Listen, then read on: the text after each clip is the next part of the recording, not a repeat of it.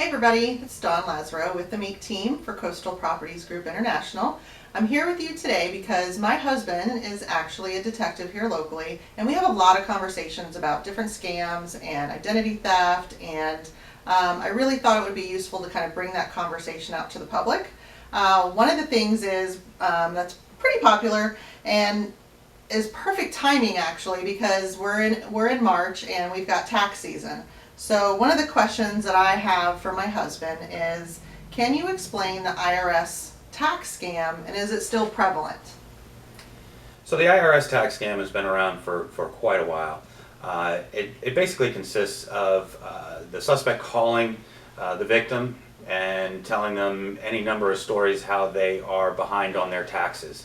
And then they will convince the person, or at least attempt to convince the person, that there's going to be a warrant put out for them, that they're in big trouble, that this needs to be settled immediately and it can't wait.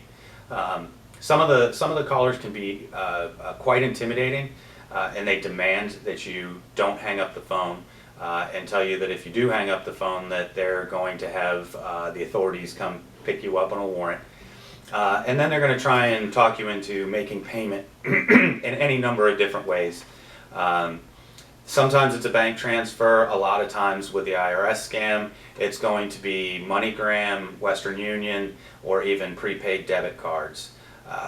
And I've had victims tell me many times that the suspect won't hang up the phone. They will literally stay on the phone with you while they tell you to drive down to the local Walgreens, buy 4 $500 prepaid cards, and then give the numbers off the card so that you can settle your IRS debt. Now, it seems most people would think there's no way that you'd fall for that. The IRS is not going to demand immediate payment over the phone. That's obvious. They also don't call you. They send you letters and so forth. Those should all be red flags. And also, they're not gonna ask you to make payment via a Walmart or a Walgreens prepaid card. So the IRS isn't going to ask you to make payment in unconventional ways. Obviously, the payments, if they were going to be done online, would be done through the IRS website in a legitimate fashion.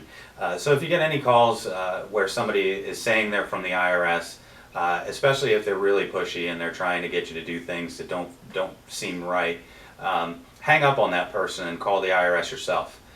You can always make an inquiry to find out if there's something going on. If you have a tax accountant, obviously get a hold of them.